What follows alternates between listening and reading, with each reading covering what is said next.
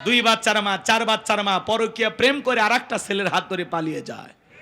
যে নারী স্বামী রেখে সন্তান রেখে আরেকটা পরপুরুষের হাত ধরে পালিয়ে যায়, ওটা নারী না, ওটা নারী জাতির কলঙ্ক, পাশানি, ডাইনি, ছলনাময়ী। কেমনে পারলা মা? ও মা, তুমি কেমনে পারলা স্বামী রাইকা সন্তান রাইকা আরেকটা পুরুষের হাত ধরতে? কেমনে পারো? এই কথা আপনাদের এলাকায় জীবনে এই ঘটনা ঘটেনি? অবাক হয়ে যাবেন। ভাগিনে মামির সাথে উধাও, শাসিক না ভাতিজের খবর নাই, ভাবিক না দেবর উধাও। কে ধরনের ঘটনা ঘটতেছে না? এর মূল সমস্যা হলো বেপরদায় চলাফেরা। মামি দেখতে কেমন, ভাগ্নের দেখা শেষ। শাসি দেখতে কেমন, ভাতিদের দেখা শেষ। এই জন্য এই সমস্যাগুলো সমাজে সৃষ্টি হচ্ছে। এই জন্য বাজান বেপরদায় চলাফেরা করা, নারীদেরকে কন্ট্রোল করতে হবে। রাগ করেন, সব ছলনা বড় মারাত্মক, নারীদের চক্রান্ত ষড়যন্ত্র বড় কঠিন। মনে রাখবা, নারীদের চক্রান্ত এত মজবুত, এত কঠিন, মাঝে মাঝে শয়তান ওদের কাছে ফেল মারে। নারীদের চক্রান্ত ষড়যন্ত্র বড় মারাত্মক। এরা ছেলেদের ভালোবাসে না, এরা ছেলেদের মন নিয়ে ব্যবসা বাণিজ্য করে। এ কথা কন না কে? পুরুষ নারীর ভালোবাসার কাঙ্গাল, কিন্তু ওই নারী আপনাকে ভালোবাসে না, আপনাকে ঘৃণার চোখে দেখে।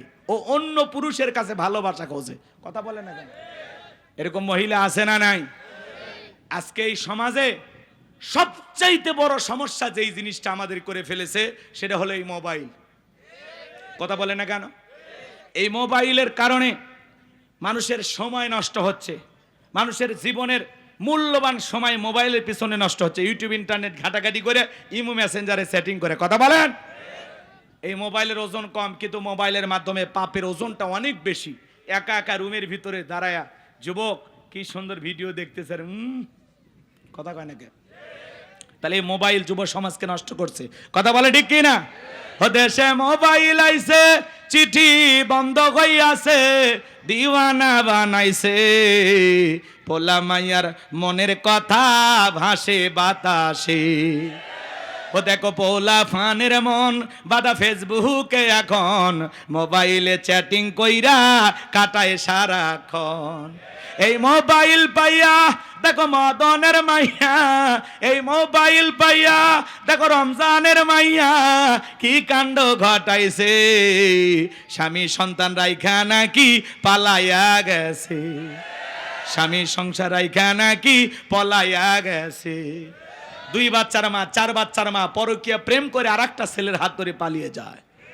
যে নারী স্বামী রেখে সন্তান রেখে আরেকটা পরপুরুষের হাত ধরে পালিয়ে যায়, ওটা নারী না, ওটা নারী জাতির কলঙ্ক, পাশানি, ডাইনি, ছলনাময়ী। কেমনে পারলা মা? ও মা, তুমি কেমনে পারলা স্বামী রাইকা সন্তান রাইকা আরেকটা পুরুষের হাত ধরতে? কেমনে পারো? এই কথা আপনাদের এলাকায় জীবনে এই ঘটনা ঘটেনি?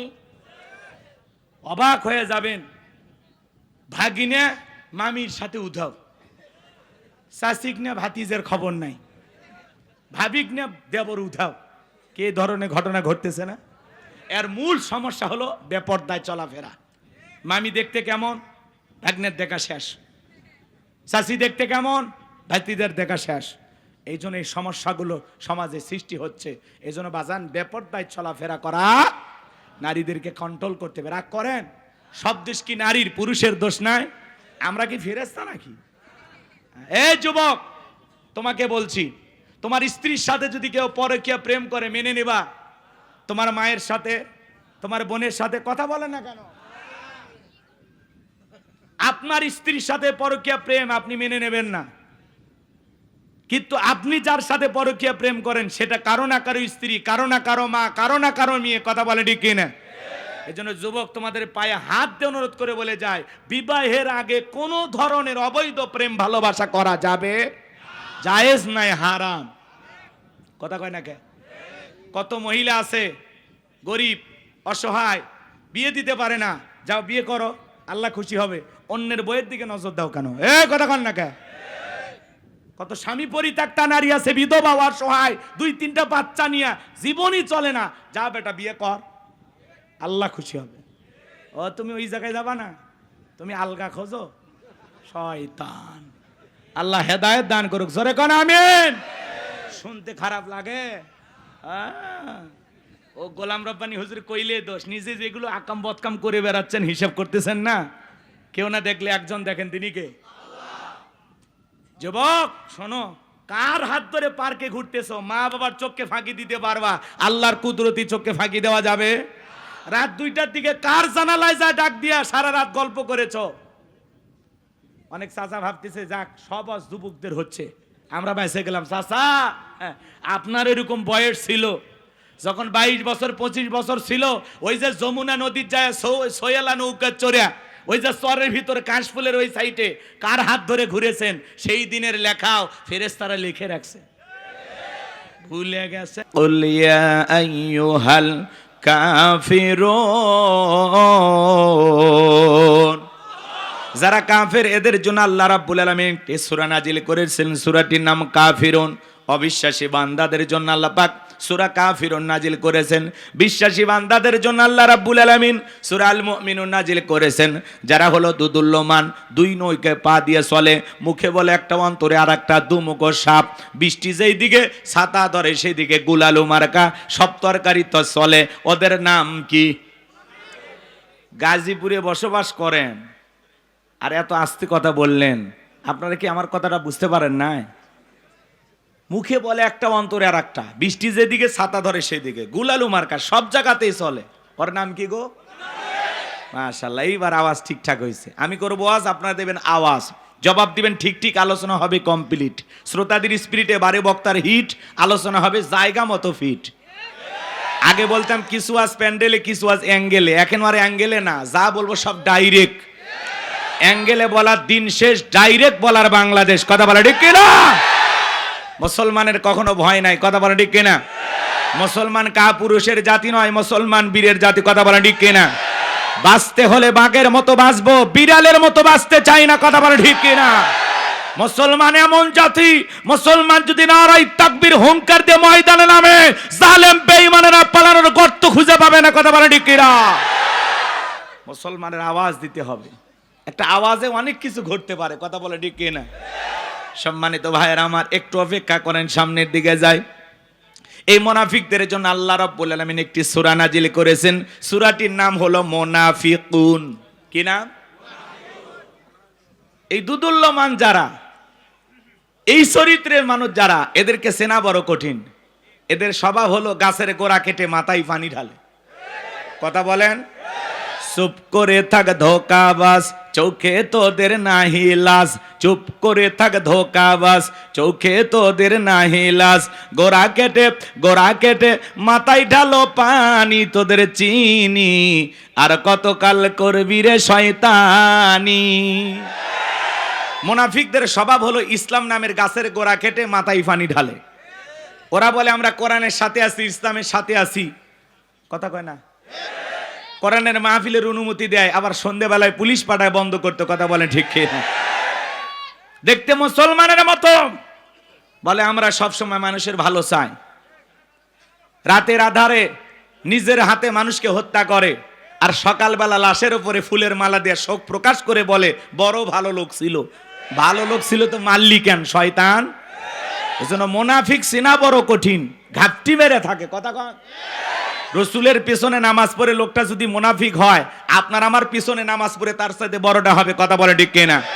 এজন্য মুনাফিক হইতে সাবধান। মনে রাখবেন, অমুসলিমের দ্বারা ইসলাম যতটা না ক্ষতিগ্রস্ত হয়, নামধারী মুনাফিক মার্কা মুসলমানের দ্বারা ইসলাম সবচেয়ে বেশি ক্ষতিগ্রস্ত হয়।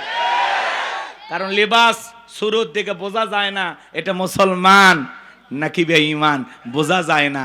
মুনাফিক আমাদের সুরত ধারণ করে থাকে। কথা বলে ঠিক কিনা? যাই হোক, মুনাফিকদেরকে নিয়ে আলোচনা করার সময় নাই, কাফেরদেরকে নিয়ে আলোচনা করার সময় নাই। আজকে আমি আলোচনা করব আল্লাহর ভিআইপি মুমিন বান্দাদেরকে নিয়ে। বলুন আল্লাহু আকবার। তাহলে জবান ছেড়ে সবাই একটু মহাব্বতে আমার সঙ্গে তেলাওয়াত করুন। আউযু বিল্লাহি মিনাশ শাইতানির রাজিম, বিসমিল্লাহির রাহমানির রহিম। বিতাড়িত মোর্দার শয়তানের কাছ থেকে আল্লাহ পাকের কাছে আশ্রয় প্রার্থনা চাচ্ছি। পরম করুণাময় অসীম দয়ালু আল্লাহ তাআলার নামে শুরু করছি। সূরার নাম সূরা আল মুমিনুন। বলেন কি না? আমার আল্লাহ রাব্বুল আলামিন বলেন, قد فلح المؤمنون।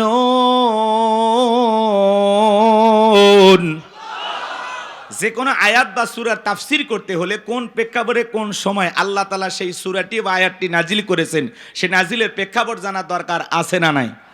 আরবিতে বলা হয় শানে নজুল। যদি শানে নজুল আলোচনা করা হয় তাহলে তাফসীর বুঝতে সহজ হয়। তাহলে সূরা আল মুমিনুন বিশ্বনবীর উপরে আল্লাহ তাআলা কোন প্রেক্ষাপটে কোন সময় নাজিল করেছেন, সেই নাজিলের প্রেক্ষাপট জানার দরকার আছে না নাই? আমি একটু তুলে ধরবো, কষ্ট হবে না তো ইনশাআল্লাহ? সংক্ষিপ্ত করে বলবো যেহেতু সময় কম, যতটুকু না বললেই নয়। সম্মানিত ভাইয়েরা আমার, দিল দিয়া কথাগুলো বোঝার চেষ্টা করবেন। বিশ্বনবীর প্রিয় সাহাবী হযরত ওমর ফারুক ডেকে বলেন, আমি মৌমাছির গুনগুন আওয়াজ শুনলাম। ডানে তাকায় মৌমাছি নাই, বামে তাকায় মৌমাছি নাই। বিশ্বনবীর চেহারা মোবারকের দিকে তাকায় দেখি নবীজি ফিসফিস করে কি যেন তেলাওয়াত করতেছেন। হযরত ওমর ডেকে বলেন, আমার বোঝার বাকি রইল না, আসমান থেকে নবীজির উপরে কোরআনুল কারীম নাজিল হচ্ছে আর বিশ্বনবী কোরআনুল কারীম রিসিভ করতে ব্যস্ত। বলুন সুবহানাল্লাহ। মৌমাছির গুনগুন আওয়াজ হইলে, বনবন আওয়াজ হইলে কোরআনুল কারীম নাজিল হয়। দপ্তরি ছুটির ঘন্টা এবারে মানে টন টন আওয়াজ হইলে কোরআনুল কারীম নাজিল হয়। নবীজি যখন ঘোড়ার উপরে থাকতেন ওই সময় যদি কোরআনুল কারীম নাজিল হইতো, ওহির ভারে ঘোড়ার পা গুলো বালুর ভিতরে ডেবে যেত। বলেন আল্লাহু আকবার। নবীজি যখন উটের ওপরে থাকতেন ওই সময় যদি কোরআনুল কারীম নাজিল হইতো, ওই গিরভারে উটের মাথা জমিনের সঙ্গে লেগে যেত। এক সাহাবী রানের ওপরে মাথা রেখে নবীজি আরাম ফরমাচ্ছেন, ওই সময় কোরআনুল কারীম নাজিল হলো। সাহাবী ডেকে বলেন, আমার কাছে মনে হয় আমার আনটা ফেটে যাবে, আমার কাছে মনে হয় আমার আনের ওপরে পাহাড় চেপে ধরা হয়েছে। তাহলে বলেন তো বাজান, কোরআনুল কারীমের একটা আলাদা ওয়েট, আলাদা একটা ওজন আছে না নাই? জীবনের প্রথম ওহী রিসিভ করতে গিয়ে নবীজির শরীর মোবারকে জ্বর পর্যন্ত এসেছিল। 8টি পদ্ধতিতে নবীজির উপরে কোরআনুল কারীম নাজিল হইতো। দীর্ঘ 23 বছরে যেই কোরআনুল কারীম বিশ্বের উপরে, বিশ্ব নবীর উপরে নাজিল হয়েছে। বাজান গো, আমার দিল দিয়া কথাগুলো বোঝার চেষ্টা করবেন। সেই কোরআন প্রত্যেকটা মুসলমানের ঘরে ঘরে আছে। এমনও মুসলমান এই জায়গায় বসে আছে 40-50 বছর বয়স হয়ে গেছে, আল্লাহর কোরআনটা কোনোদিন খুলেও দেখে নাই। এরকম কপাল পোড়াও আছে না না? তাহলে আল্লাহ কোরআনুল কারীম কেন পাঠিয়েছেন? কোরআনের ভিতরে আল্লাহ কি বলেছেন মুসলমান হিসেবে আমাদের জানার দরকার আছে না নাই? পড়ার দরকার আছে না নাই? কোরআন পড়বেন তো ইনশাআল্লাহ। আল্লাহ যেন আমাদের সবাইকে কোরআন পড়নেওয়ালা মানুষ হিসাবে কবুল করে নেন। জোরে বলেন আমিন। লম্বা হবে, আমি লম্বা করব না। হযরত ওমর ফারুক ডেকে বলেন, নবীজির কোরআনুল কারীম রিসিভ করা শেষ হয়ে গেল। বিশ্ব নবী সাহাবায়ে কিরামদের দিকে মুখ ঘোরায় ডেকে বলেন, আমার সাহাবীরা, এই মাত্র আসমান থেকে জিবরাইল এসে আমার উপরে সূরা আল মুমিনুনের 10টি আয়াতে কারিমা নাজিল করে জানায় দিয়ে গেলেন, নবী গো, এই 10টি আয়াতের ভিতরে আল্লাহ রাব্বুল আলামিন তার আদরের মুমিন বান্দাদের জন্য 7টি কোয়ালিটি নিয়ে আলোচনা করেছেন, 7টি গুণাবলী নিয়ে আলোচনা করেছেন। কোন মুমিন যদি এই 7টি গুণে গুণান্বিত হতে পারে, 7টি গুণ দিয়ে তার জীবনটাকে সাজাইতে পারেন, আমার আল্লাহ রাব্বুল আলামিন বলেন, উলাইকা হুমুল ওয়ারিসুন আল্লাযীনা ইয়ারিসুনাল ফিরদাউস হুম ফিহা খালিদুন। আমার আল্লাহ রাব্বুল আলামিন বলেন, তারাই হবেন উত্তরাধিকারী জান্নাতুল ফেরদাউসের। সেখানে তারা চিরকাল বসবাস করবেন। আমার আল্লাহ কোনোদিন তাদেরকে জান্নাত থেকে বের করে দেবেন না। বলুন সুবহানাল্লাহ। ভাইয়েরা আমার, দিল দিয়ে কথাগুলো বোঝার চেষ্টা করবেন। বাবা মারা গেলে ওয়ারিশ সূত্রে সন্তান যেরকম বাবার সম্পত্তির ভাগ পায়, কোন মুমিন যদি এই 7টি গুণে গুণান্বিত হতে পারে, 7টি গুণ দিয়ে তার জীবনটাকে সাজাইতে পারেন, আমার আল্লাহ রাব্বুল আলামিন তাকে জান্নাতুল ফেরদাউসের ওয়ারিশ বানায়া দিবেন। বলুন সুবহানাল্লাহ। কারা কারা জান্নাতে যেতে চান? 2 হাত তুলে আল্লাহকে দেখান। আল্লাহ আমাদের সবাইকে জান্নাতি মানুষ হিসেবে কবুল করুন। জোরে বলুন আমিন। আর একটু জোরে বলুন আমিন। আরো একবার বলুন আমিন। এবার 7টা আঙ্গুল দেখান। জান্নাতে যেতে হলে কয়টা গুণা বলি? 7টি। জোরে বলেন কয়টি?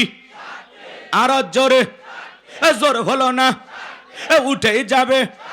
হ্যাঁ, একটু মিছিল করার অভ্যাস করেন। 16 বছর মিছিল করতে পারেননি, সামনে 16 বছরের কাজা আদায় করা লাগবে। হ্যাঁ, এদিক খেয়াল করেন আমার ভাইয়েরা।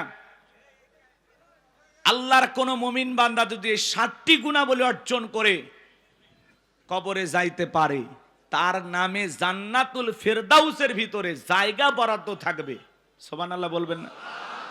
কোন মানুষ যদি ঢাকা উত্তরাতে একটু জমি কিনতে পারে, কথা বলেন, ঢাকা গুলশানে যদি একটা বাড়ি বানাইতে পারে, কি আনন্দ।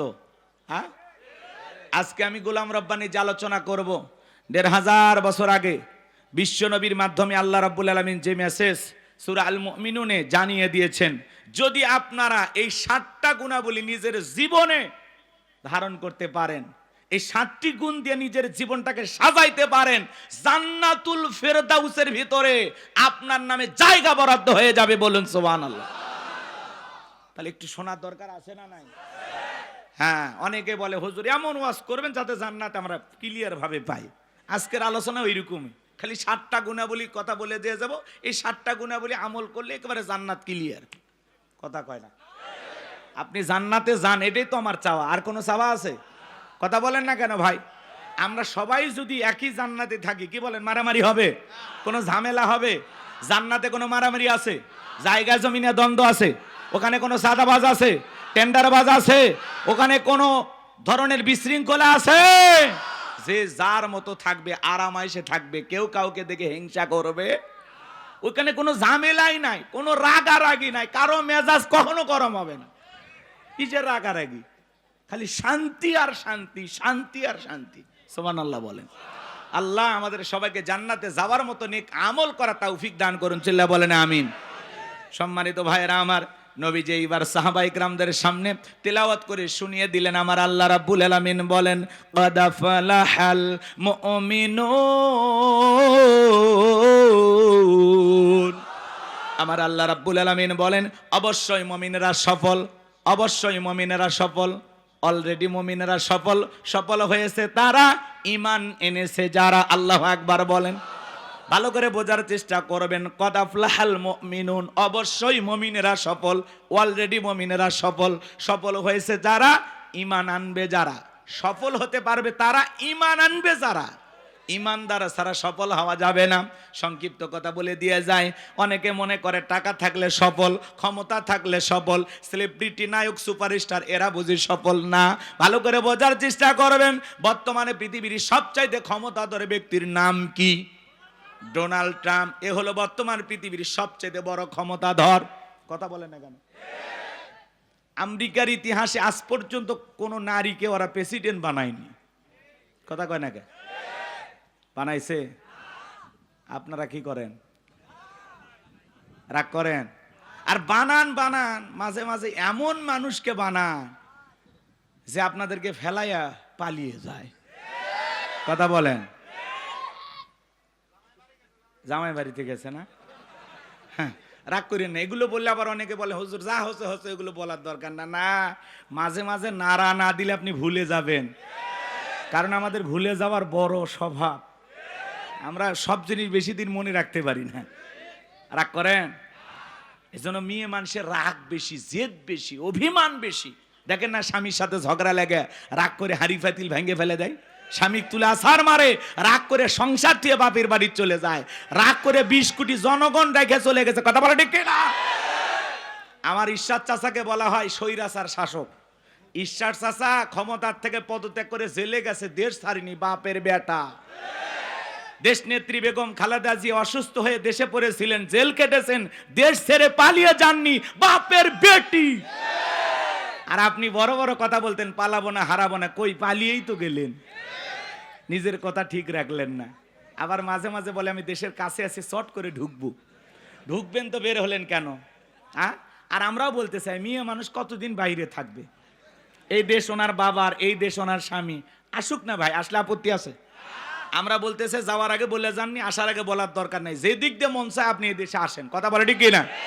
বুবু আই বাপ তুমি আই বাহাগো, সেই দিন আইসা বুবু ক্ষমতা পাইবা না। ও বুবু আইবা, তুমি আইবা গো, সেই দিন আইসা বুবু ক্ষমতা পাইবা না।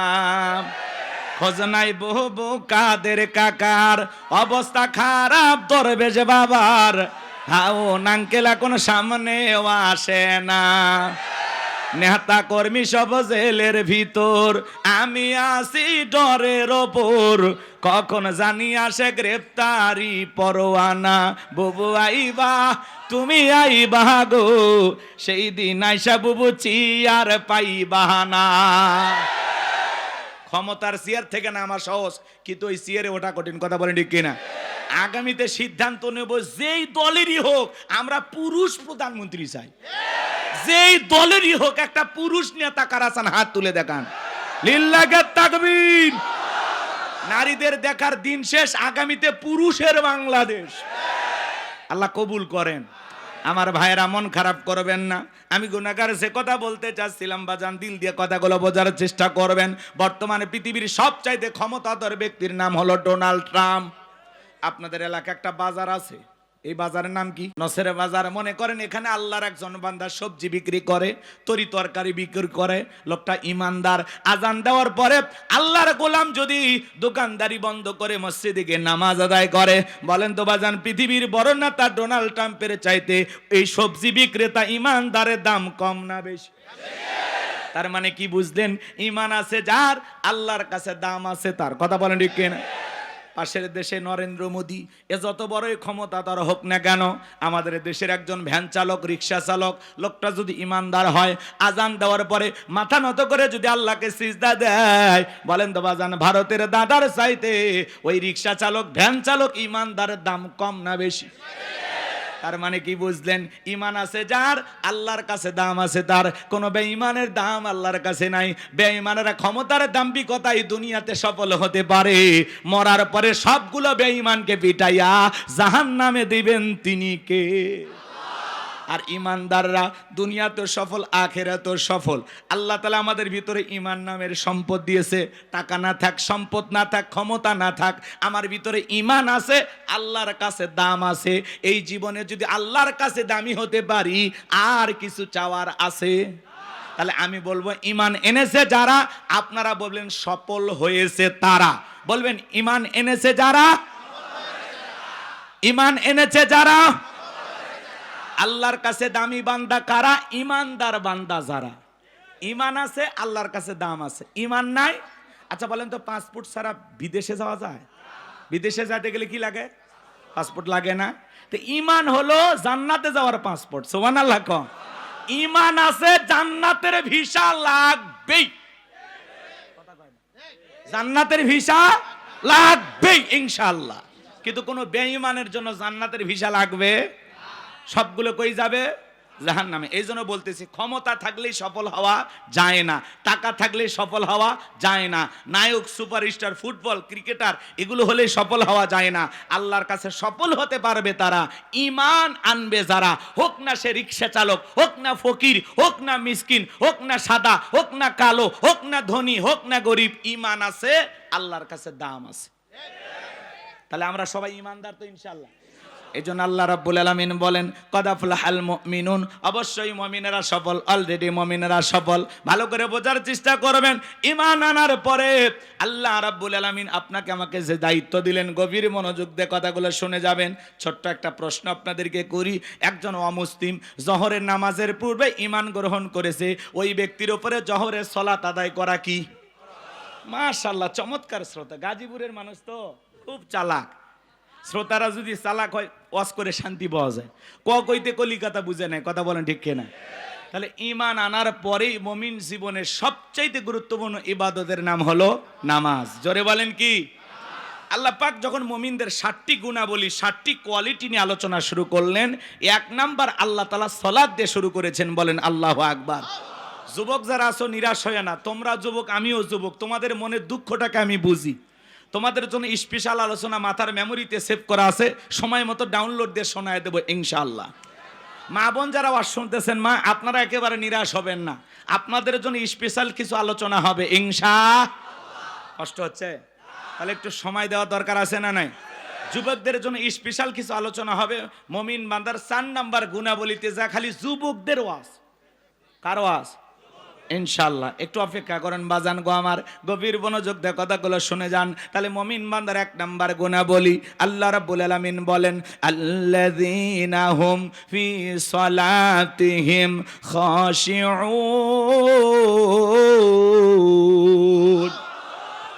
মুমিন বান্দার 1 নাম্বার গুণাবলী, যারা নিজেদের সালাত বিনয়ের সহিত নম্রতার সহিত আল্লাহর ভয় নিয়ে আদায় করে।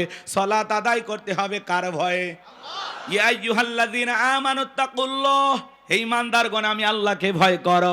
হাক্কা তুকাতিহি, ভয় করার মতো ভয় করো।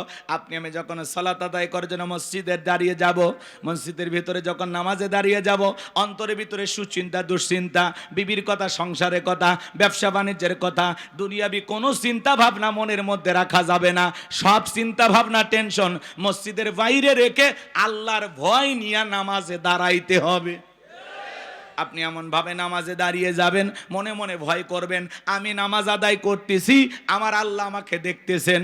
মনে মনে নামাজ আদায় করবেন আর এই স্মরণ করবেন আমি নামাজ আদায় করতেছি, আমার আল্লাহ আমার সামনে দাঁড়িয়ে আছেন। এইরকম ভয় নিয়ে আপনাকে আমাকে সালাত আদায় করতে হবে। আমার ভাইয়েরা, বিশ্বনবী কিভাবে সালাত আদায় করতেন? আম্মা জান আয়েশা ডেকে বলেন, নবীজি যখন নামাজের মধ্যে দাঁড়িয়ে যেতেন, আমি মাঝে মাঝে তাকায়া দেখতাম নবীজির পা মোবারক ফুলে উঠেছে। আম্মা জান আয়েশা ডেকে বলেন, নবীজি এত লম্বা সময় রুকুতে থাকতেন, এত লম্বা সময় সিজদা থাকতেন, মাঝে মাঝে মনে হয় নবীজি আর কোনোদিন সিজদা থেকে মাথা উঠাবেন না।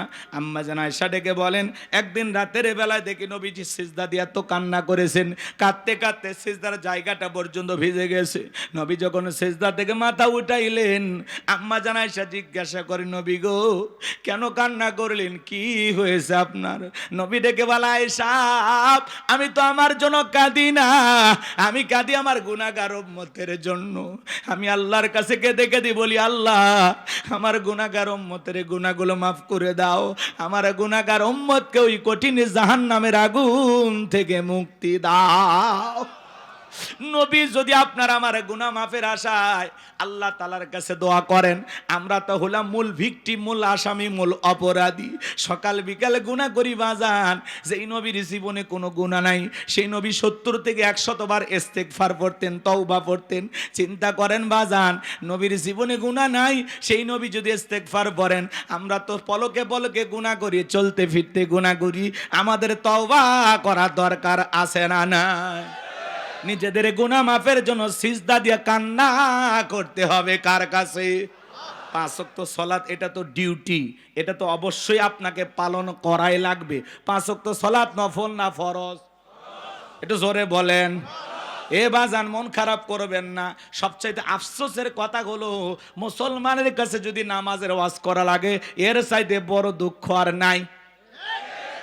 ভালো করে বোঝার চেষ্টা করবেন গাজীপুরের মুসলমান ভাইয়েরা, 5 ওয়াক্ত সালাত এটা তো রবের বাধ্যতামূলক অর্ডার, অবশ্যই আপনাকে আদায় করা লাগবে। 5 ওয়াক্ত সালাত আদায় করা লাগবে।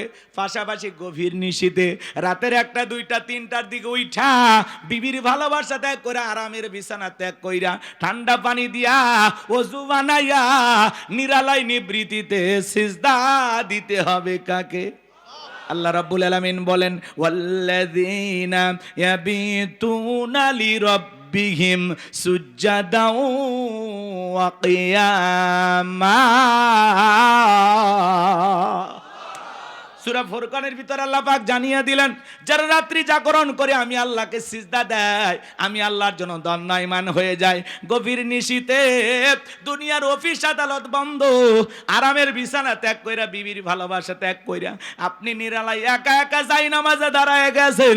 এই নামাজ দুনিয়ার কাউকে দেখানোর জন্য নয়, এই নামাজ হলো একমাত্র আল্লাহর সন্তুষ্টি অর্জনের জন্য। এই নামাজ হলো একমাত্র আল্লাহকে খুশি করার জন্য। কথা বলেন ঠিক কিনা? কুলিন্না সালাতি ওয়া নুসুকি ওয়া মাহইয়ায়া ওয়া মামাতি লিল্লাহি রাব্বিল আলামিন।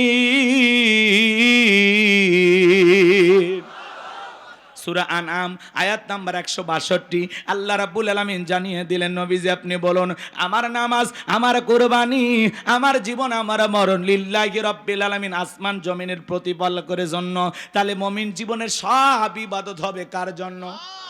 গভীর নিশীথে কোনো বান্দা যদি তাহাজ্জুদের দায় নামাজে দাঁড়ায় যায়, আপনি যখন সিজদাইকে ফিসফিস করে আল্লাহর কাছে যা বলবেন, আপনার ওই সিজদাইকে ফিসফিস করা আওয়াজ আল্লাহ পাক আরশে আজিমে বৈশা শুনতে পায়। যারা গভীর নিশীথে তাহাজ্জুদের সালাত আদায় করে এরা আল্লাহর প্রিয় হতে পারে। যারা তাহাজ্জুদের সালাত আদায় করে এরা আল্লাহর কাছে চাইতে দেরি, আল্লাহ এদেরকে দিতে দেরি করবে না। কথা বলেন ঠিক কি না? তাহলে আল্লাহর প্রিয় যারা, তারা তাহাজ্জুদের জায়নামাজে চোখের পানি ছেড়ে দিয়ে আল্লাহর কাছে কান্না করবে, জাহান্নাম থেকে বাঁচার জন্য আল্লাহর কাছে দোয়া করবে। আমার ভাইয়েরা, রিজেক আল্লাহর কাছে চাইতে হবে। আপনার যদি একটা জুতার যদি স্যান্ডেলের যদি একটা ফিতাও লাগে, তবুও চাইতে হবে কার কাছে? দুনিয়ার কারো কাছে চাইবো না, আমরা চাইবো কার কাছে? আল্লাহর কাছে চাইলে আল্লাহ ফেরত দেবে। আল্লাহর কাছে কেউ চাইয়া খালি হাতে ফিরে আসতে পারে? অবশ্যই আল্লাহ তার বান্দাকে দেবেন। এজন্য বাজান গো আমার, এমন একজন আল্লাহ পেয়েছি, এমন এক আল্লাহ পেয়েছি বাজান গো আমার। পৃথিবীতে অপরাধী খোঁজা হয় শাস্তি দেওয়ার জন্য, কিন্তু আমার আল্লাহ এত দয়া, এত মায়া, আল্লাহ তার অপরাধী গুনাহগার বান্দাকে ডাক দিয়ে খোঁজে তাকে মাফ করে দেওয়ার জন্য। বান্দা গুনাহ করেছে, তওবা করে ফিরে আসলে খুশি হয় কে? আর একটু জোরে বলেন কি? আমার ভাইয়েরা, এই জন্য আল্লাহ তাআলার কাছে তওবা করে ফিরে আসতে হবে। তাহলে গভীর নিশীথে তাহাজ্জুদের নামাজ আদায় করে যারা আল্লাহর প্রিয় গোলাম হতে পারবে তারা। আল্লাহর বান্দা তাহাজ্জুদ পড়ে, আর কিছু কিছু দুষ্ট যুবক আছে ইউটিউব ইন্টারনেট ঘাটাঘাটি করে সারা রাত মোবাইলে চ্যাটিং কইরা ফজরের আজান হয় যখন, ওই হাইব্রিড যুবক ঘুমাইতে যায় তখন নামাজও পড়ে না। যুবক রে, এই ঘুম ভাঙলে সকাল, না ভাঙলে পরকাল। কথা বলেন, কেমন করে ঘুমাও তুমি? ওরে গাজীপুরের যুবক, কেমন করে ঘুমাও তুমি? ফজর করে কাজা, এমন তো হতে পারে ও তোমার জহরে জানাজা। এমন তো হতে পারে ও তোমার জহরে জানাজা। যুবক, এখনো সময় আছে, ফিরে আসার দরকার আছে না নাই? ফজর পরে ঘুমানোর দরকার আছে না নাই? ফজর পরে তাড়াহুড়া করে ঘুমাবেন না, কিছু সময় একটু হাঁটা চলাচল করবেন, এরপরে 1-1.5-2 ঘন্টা দেরি করে ঘুমাবেন। ফজর পরে ঘুমাবেন না, একটু সময় নিয়ে চলাচল করবেন, কোরআন তেলাওয়াত করবেন, জিকির করবেন, এরপরে ঘুমাবেন ইনশাআল্লাহ। কষ্ট হচ্ছে আমার কথা কি? বিরক্ত হচ্ছেন আপনারা? তাহলে মুমিন বান্দার 1 নাম্বার গুনাহ বলি, আল্লাযীনা হুম ফি সলাতিহিম খাশিউন। যারা নিজেদের সালাত বিনয়ের সহিত, নম্রতার সহিত আল্লাহর ভয় নিয়ে আদায় করে। নামাজের মতো আদায় করা লাগবে বাজান গো আমার। নামাজ যেমন তেমন আদায় করলে হবে না। জোহরের 4 রাকাত সুন্নত, ইমাম আর মুসল্লি একসাথে নিয়ত বিদেছে, ইমামের 2 রাকাত হওয়ার আগে মুসল্লি 4 রাকাত শেষ। হুজুর এবার জিজ্ঞাসা করেছে, বাজান আমার 2 রাকাত হয় না, আপনার 4 রাকাত হয়ে গেল। বলে, হুজুর আপনাদের চর্চা কম। এক মুরব্বী চাচা এত তাড়াহুড়া করে ওযু করছে বাজান, এক ঠ্যাং না ধুয়ে মসজিদে ঢুকছে। তাই সালা মসজিদ পিছলাকায়, চাচা একদিক লঙ্গি একদিক, তাও বলে আল্লাহু আকবার। মানুষ বলে, চাচা আগে লঙ্গি ঠিক করেন, কয় না আগে জামাত ধরি। এরকম লোক আছে না নাই? নামাজের ব্যাপারে তাড়াহুড়ো করে, 2 রাকাত নামাজ 2 মিনিটে শেষ। 4G 5G গতির নামাজি আছে না নাই? বিশেষ করে যখন রমাদান আসে, এই রমজান মাসে যখন তারাবির নামাজ পড়ে 20 রাকাত 16 মিনিটেই শেষ। আছে না নাই? এরা খালি মাস্ক এদিক খেয়াল করেন, তারাবি পড়ার সময় খালি আলহামদু এটা বোঝা যায়, আর শেষে দোয়াল্লিন বোঝা যায়। মাঝখানে কি যে ভূমিকম্প হয়েছে, নেপালের ভূমিকম্প ফেল। এরকম হুজুর আছে না নাই? এটা নামাজ না তামাশা? এরকম নামাজ আদায় করলে আল্লাহর দরবারে কবুল হওয়া দূরের কথা, মসজিদের ছাদের উপর উঠবে না। নামাজ না তামাশা করলে হবে না। নামাজ পড়া লাগবে কিভাবে? ধীরস্থির ভাবে। কিভাবে নামাজ আদায় করবেন? আপনি জহরে নামাজ আদায় করতেছেন, ভালো করে বোঝার চেষ্টা করবেন। একজন ফাঁসির আসামিকে যদি বলা হয় রাত 10টা বাজে 12টায় তোমার ফাঁসি, লোকটা যদি ইমানদার হয় কি বলেন? নাচানাচি করবে? অবশ্যই সে ওযু বানায় নামাজের মধ্যে দাঁড়ায় যাবে। মনে রাখবেন, ফাঁসির আসামি যেমন জীবনের শেষ মনে করে নামাজ আদায় করে, ওই দিনের নামাজটা বড় সুন্দর হয়। প্রত্যেকটা ওয়াক্তে নামাজ আদায় করবেন আর মনে মনে করবেন, এই জহরের নামাজ আমার জীবনের শেষ নামাজ, আমি আসর পর্যন্ত নাও বেঁচে থাকতে পারি। এইরকম ভেবে নামাজ আদায় করা লাগবে। আমাদের সমাজে মসজিদগুলো জুমার নামাজে লোকের জায়গা হয় না, মসজিদ ভাঙা 2 তলা 3 তলা করা হয়, কথা কন। আর ফজরের নামাজের সময় এক কাতার মুসল্লিও পাওয়া যায় না। এমন মসজিদ আছে মুয়াজ্জিন একাই আজান দিয়ে একাই নামাজ পড়ে। আর রাসূলের জামানায় জুমার নামাজের সময় মসজিদ যেমন কানায় কানায় পূর্ণ ছিল, ফজরের নামাজের সময় মসজিদ কানায় কানায় পূর্ণ ছিল। বলুন সুবহানাল্লাহ। সোনার মক্কা মদিনা আল্লাহ তাআলা গোলামকে নিয়েছিলাম, এবছরে হজে গিয়েছিলাম। ফজরের নামাজের সময়ও মসজিদ যেরকম দেখি, জহর আসর মাগরিবের সাথে যেরকম দেখি, জুমার দিনে একই রকম দেখি। লক্ষ লক্ষ মুসল্লি নামাজ আদায় করতেছে, বলেন আল্লাহু আকবার। আর এই দেশে খালি জুমার নামাজের মুসল্লি পাওয়া যায় 2 রাকাত, সপ্তাহে মাত্র 2 রাকাত। কোন হুজুর কইছে গো খালি 2 রাকাত পড়ে জান্নাতে যাবেন? হ্যাঁ, আপনি জুমার 2 রাকাত নামাজ আদায় করলেন, মনে করলেন আজকে জুমার নামাজ আদায় করা কি ফরজ, তাহলে আসর কথা কয় না, মাগরিব, এশা, ফজর, এগুলোর গুরুত্ব নাই কেন বলেন? এগুলোর গুরুত্ব নাই কেন আপনার কাছে? আপনি কি মুসলমান দাবি করেন? ভালো হয়ে যান, এখনো সময় আছে, ভালো হয়ে যান। নিজের বিবেককে প্রশ্ন করেন, আমি যেভাবে আল্লাহর গোলামি করতেছি আসলে কি এই গোলামির দ্বারা জান্নাতে যেতে পারবো? আমি যেভাবে গোলামি করতেছি আমার আল্লাহ কি আমার গোলামি দেখে খুশি? একটু নিজেকে নিজেই প্রশ্ন করবেন। এই যুবক, এই বসে যান। বাপ বেটা কি চলে যাওয়ার নিয়ত করছেন?